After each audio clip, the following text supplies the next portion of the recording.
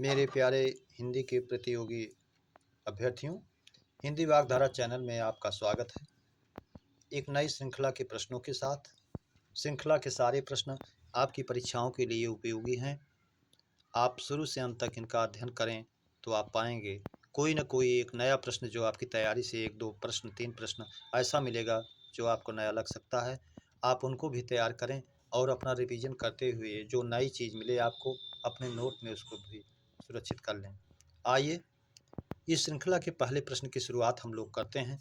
आज का पहला प्रश्न है हमारा, जो मूल्य देने पर भी प्राप्त ना हो वह है ए विद्या, बी यश, सी दोनों, डी कोई नहीं। तो जो मूल्य देने पर भी प्राप्त ना हो वो विद्या है और यश दोनों है, यानी दोनों को अपने कर्म और श्रम से ही हम प्राप्त कर सकते हैं। तो विकल्प सी हमारा सही हो जाएगा, दोनों। अगला प्रश्न है हमारा प्रश्न नंबर 2। शस्त्र है तलवार, गदा, लाठी, भाला, ये सभी। तो अस्त्र को आप जानते हैं, जो फेंक कर हथियार चलाया जाए वो अस्त्र है, जो हाथ में लेकर चलाया जाए वो शस्त्र है। यहाँ जो भी दिया गया है वो तलवार, गदा, लाठी, भाला, ये सभी शस्त्र हैं जो साथ में रहते हैं, इसलिए विकल्प ही हमारा सही हो जाता है, सभी। अगला प्रश्न नंबर 3 है हमारा, सुरेश घर गया है में काल है ए सामान्य भूतकाल, बी संदिग्ध भूत, सी पूर्ण वर्तमान, डी अपूर्ण वर्तमान। वह घर गया है यानी वह घर जा चुका है, तो कार्य की पूर्णता वर्तमान में हो चुकी है, इसलिए पूर्ण वर्तमान काल हो जाएगा। विकल्प सी हमारा सही हो जाएगा, पूर्ण वर्तमान। प्रश्न नंबर 4। तपस्वी का स्त्रीलिंग है ए तपस्विनी, बी तपनी, सी तपसायनी, डी कोई नहीं। तो तपस्वी का स्त्रीलिंग तपस्विनी होता है, इसलिए विकल्प ए हमारा सही हो जाएगा, तपस्विनी। प्रश्न नंबर 5। लोक मंगल कवि की उपाधि से विभूषित हैं ए सूरदास, बी तुलसीदास, सी कबीरदास, डी रैदास। तो लोक मंगल कवि की उपाधि से विभूषित हैं तुलसीदास जी, इसलिए विकल्प हमारा सही हो जाएगा, बी। और लोक मंगल का कवि इन्हें आचार्य रामचंद्र शुक्ल ने माना, ये उपाधि आचार्य रामचंद्र शुक्ल ने दी। प्रश्न नंबर 6। यौगिक शब्द है ए बीड़ापाड़ी, बी छात्रावास, सी कमल, डी पन्नग। तो बीड़ापाड़ी बहुरी समास में जाएगा जो युगरूढ़ हो जाएगा, कमल रूढ़ में होगा, पन्नग पैर ना होने पर जो गमन करता है तो सांप का हो जाता है, पर्यायवाची भी। इसलिए छात्रावास जो दो शब्दों के मेल से बना है और संधि का रूप होने से छात्र प्लस आवास से बना है, इसलिए विकल्प भी हमारा सही हो जाएगा, योगी। प्रश्न नंबर 7। स्वकष्ट निवारणार्थ तुलसीदास ने कौन सी रचना की? हनुमान बाहुक, मुक्तावली, दोहावली, गीतावली। तो अपने कष्ट के निवारण के लिए तुलसीदास जी ने हनुमान बाहुक की रचना की, इसलिए विकल्प ए सही हो जाएगा हमारा, हनुमान बाहुक। प्रश्न नंबर 8। अर्चना रचना किसकी है? ए धर्मवीर भारती, बी सुमित्रानंदन पंत, सी सूर्यकांत त्रिपाठी निराला, डी कोई नहीं। तो अर्चना रचना जो है ये सूर्यकांत त्रिपाठी निराला जी की है, इसलिए विकल्प सी सही हो जाएगा, सूर्यकांत त्रिपाठी निराला। प्रश्न नंबर 9। निम्न में बहुवचन है ए पुस्तक, बी दवाई, सी अक्षत, डी लड़का। तो पुस्तक का पुस्तकें, दवा का दवाइयाँ, लड़का का लड़के बहुवचन होता है इसका, लेकिन जो हमेशा बहुवचन में होता है वो सी अक्षत होता है। बहुवचन सदा बहुवचन में होता है, जैसे अक्षत दिए जाते हैं। प्रश्न नंबर 10। विशेषण के विशेषण को कहा जाता है ए प्रविशेषण, बी अंतर विशेषण, सी दोनों, डी विधेय विशेषण। तो विशेषण के विशेषण को हम प्रविशेषण कहते हैं, इसलिए अंतर विशेषण दोनों कहते हैं। प्रविशेषण तो सामान्य रूप से हमारे सभी वैयाकरण मानते हैं, लेकिन कामता प्रसाद गुरु जी ने प्रविशेषण को अंतर विशेषण की संज्ञा उपाधि दिया, इसलिए दोनों को माना जाए प्रविशेषण अंतर विशेषण। विकल्प सी सही हो जाएगा हमारा, दोनों। अगर विकल्प में एक दिया है तो आप एक को ही माने। विधेय विशेषण से यहाँ कोई मतलब नहीं। प्रश्न नंबर 11, विद्यार्थी अपना गृह कार्य करके ही सोता है में क्रिया है ए पूर्वकालिक,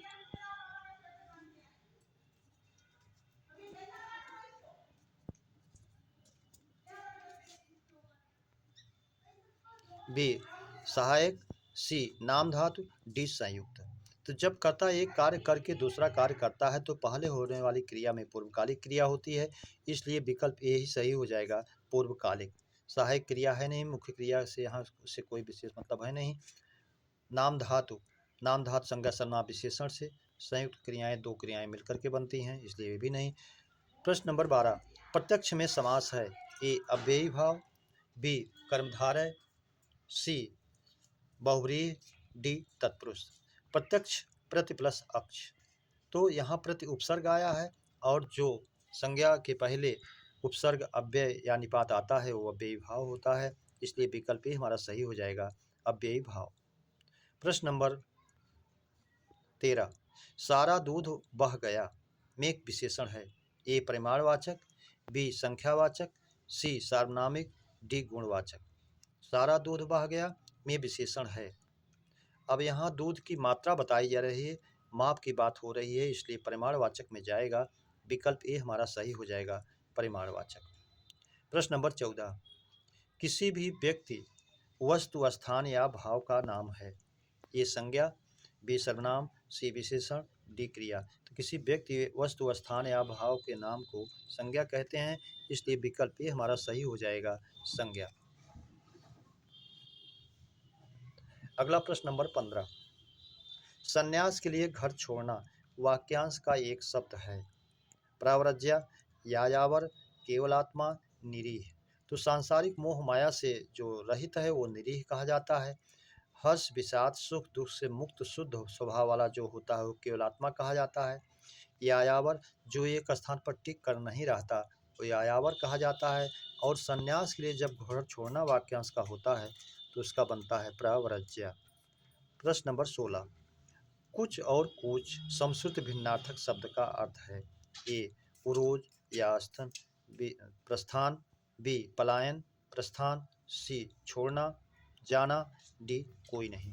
तो कुछ और कुछ, तो कुछ का अर्थ आप जानते हैं उरोज या आस्थन और कुछ का प्रस्थान होता है, इसलिए विकल्प ए हमारा सही हो जाएगा। प्रश्न नंबर अगला 17,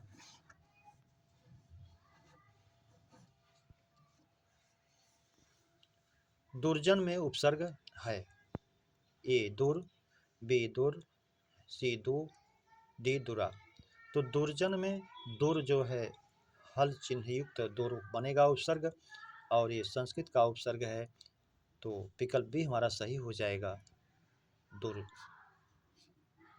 अगला प्रश्न 18, कृतज्ञ का विलोम है ए कृतघ्न, बी बेवफा, सी अनिष्टि, डी कृतांत। तो कृतांत किए हुए का अंत करने वाला, अर्थात यमराज जी का ही पर्यायवाची अगर आए तो जानते रहिए, कृतांत हुआ, अंतक हुआ, ये यमराज का है। कृतज्ञ जो है किए गए उपकार को जो नहीं मानता है वही कृतज्ञ किए गए उपकार के मानने वाले का विलोम बनेगा, इसलिए विकल्प ये सही हो जाएगा, कृतज्ञ का विलोम कृतज्ञ। प्रश्न नंबर 19, अनिल अनल समश्रुत भिन्नार्थक शब्द का अर्थ है अनिल का हवा और अनल का आग, नीर, वायु, जड़, चेतन, कोई नहीं से कोई मतलब नहीं, विकल्प ए ही हमारा सही हो जाएगा। बड़ा पॉपुलर समश्रुति का शब्द जो परीक्षाओं में पुराना नहीं हो रहा है, इसको बार बार पूछता भी है। प्रश्न नंबर 20, पुंडरीक पर्याय है ए चंद्रमा का, बी कमल का, सी तालाब का, डी तोड़ीर का। तो तोड़ीर माने तरकस जानते हैं आप, जिसमें बाण रखा जाए, तालाब से कोई मतलब नहीं है। कमल जो है ये पुंडरीक का है और सफ़ेद कमल को विशेष रूप से पुंडरीक कहते हैं, तो कमल का पर्यायवाची हो जाएगा, चंद्रमा से कोई मतलब नहीं। प्रश्न नंबर 21, गुणवाचक विशेषण है थोड़ा, बी बहुत, सी नया, डी पाँचवा। तो पाँचवा जो है ये क्रमवाचक है, संख्यावाचक का एक विभेद है। नया जो है गुणवाचक है, इसलिए विकल्प सी सही हो जाएगा। थोड़ा और बहुत ये परिमाणवाचक में आएंगे, इसलिए ये भी नहीं है। प्रश्न नंबर 22, अशुद्ध शब्द है देवी, श्रीयुत, प्रत्युत, मिष्टान। तो मिष्टान शुद्ध है, मिष्ठान अशुद्ध होता है।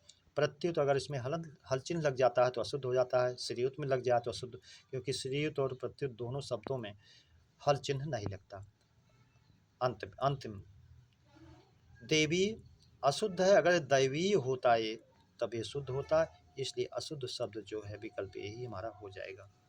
प्रश्न नंबर 23, निंदा का विलोम है। ए प्रशंसा, बी स्तुति, सी दोनों, डी तुलना। तो निंदा का विलोम जो है प्रशंसा भी होता है, स्तुति भी होती है, इसलिए विकल्प सी हमारा सही हो जाएगा, दोनों। प्रश्न नंबर 24, जो व्याकरण जानता हो वाक्यांश का एक शब्द होगा। व्याकरणिक, वैयाकरण, व्याकरणी, सभी। तो व्याकरण का जानकार, व्याकरण को जानने वाला, जो व्याकरण जानता हो वैयाकरण, विकल्प भी हमारा सही हो जाएगा। प्रश्न नंबर 25, दूध, अन्न, गिलोय, जल अनेकार्थी है। ए अमृत, बी कर, सी कंज, डी गो। तो दूध, अन्न, गिलोय, जल ये सब अनेकार्थी है अमृत का, इसलिए विकल्प ए हमारा सही हो जाएगा। गो नहीं इसलिए है कि गाय, किरण, इंद्री, स्वर्ग होता है, इसलिए ये नहीं है। कंज जो है ब्रह्मा, अमृत, कमल, केश ये होता है, इसलिए ये भी नहीं है। कर हाथ, टैक्स, किरण, सूर्ण होता है, इसलिए ये भी नहीं है। अमृत ही होगा, दूध, अन्न, गिलोय, जल। प्रश्न नंबर 26, 53वां विशिष्ट वर्ण है। ए झ की तरह जो है मानक अमानक वर्ण है, भा की तरह ये भी अमानक वर्ण है। ला जो है विशिष्ट वर्ण के रूप में जो हरियाणवी भाषा का वर्ण विशिष्ट वर्ण है स्वीकार किया गया, इसलिए विकल्प सी हमारा सही हो जाएगा। प्रश्न नंबर 28, हिंदी साहित्य का लेखन कार्य सर्वप्रथम किस भाषा में हुआ। तो सर्वप्रथम जो है फ्रेंच में एकदम शुरुआत हुई। यहाँ किसने लिखा यह पूछा नहीं गया, तो आंग में नहीं, फ्रेंच में नहीं, डच में नहीं, हिंदी में नहीं, कि वो केवल फ्रेंच में हुआ। पूछ रहा है किस में हुआ, तो गार्सा दतासी ने फ्रेंच में इसको किया था, इसलिए विकल्प भी हमारा सही हो जाएगा, फ्रेंच। प्रश्न नंबर 29, अल्प प्राण वर्ण है। ए आ, बी का, सी द, डी सभी। तो आप जानते हैं किसी भी वर्ग का पहला, तीसरा और पांचवा ये होता है अल्पप्राण, और सारे स्वर होते हैं। तो आ स्वर है इसलिए है, का पहला है इसलिए है, द तीसरा है इसलिए है, तो विकल्प डी हमारा सही हो जाएगा, सभी। प्रश्न नंबर 30, महाप्राण वर्ण नहीं है। ए बी ठ, सी ध, डी झ। तो महाप्राण जो है दूसरा और चौथा होता है, किसी भी वर्ग का दूसरा और चौथा। ठ दूसरा है, ध चौथा है, झ चौथा है, इसलिए तीनों हैं। ये जो है ये स्वर होता ही नहीं, सारे स्वर अल्प प्राण होते हैं, सारे स्वर घोष या सघोष होते हैं, महाप्राण में ये आता ही नहीं है, इसलिए विकल्प ए हमारा हो जाएगा, जो नहीं है महाप्राण। प्रश्न नंबर 31, हिंदी साहित्य के इतिहास को लिखा। ए रामचंद्र शुक्ल, बी हजारी प्रसाद द्विवेदी, सी गारसा दत्तासी, डी कोई नहीं। तो हिंदी साहित्य के इतिहास को लिखा जो रामचंद्र शुक्ल जी ने, इसलिए विकल्प ए हमारा सही हो जाएगा। प्रश्न नंबर 32, वाक्यांश के लिए एक शब्द का अशुद्ध विकल्प है। पहला विकल्प ये पूर्व और उत्तर के बीच की दिशा, कोई ईशान कहते हैं, ईशान कोण, इसलिए ये सही है। बी किए हुए उपकार को मानने वाला, कृतज्ञ, ये भी सही है। सी जो सांसारिक मोह माया से रहित हो, निरीह, ये भी सही है। डी है सुख दुख हर्ष विषाद से मुक्त शुद्ध स्वभाव वाला, परमार्थी, दूसरों की भलाई करने वाला, ये अशुद्ध है। अगर इसकी जगह ये केवलात्मा होता तो ये भी शुद्ध होता, परमार्थी की जगह अगर ये केवलात्मा होता तो ये शुद्ध होता। परमार्थी दिया है इसलिए अशुद्ध है। मेरे प्यारे बच्चों, इस श्रृंखला के प्रश्नों की चर्चा परिचर्चा हम लोगों ने विधिवत किया। उम्मीद करते हैं श्रृंखला के प्रश्न आपको अच्छे लगे हों, तो अपने मित्रों में सब्सक्राइब, लाइक और शेयर जरूर करें। अगली श्रृंखला के प्रश्नों के मिलने तक आप सभी को हृदय से धन्यवाद। जय हिंद।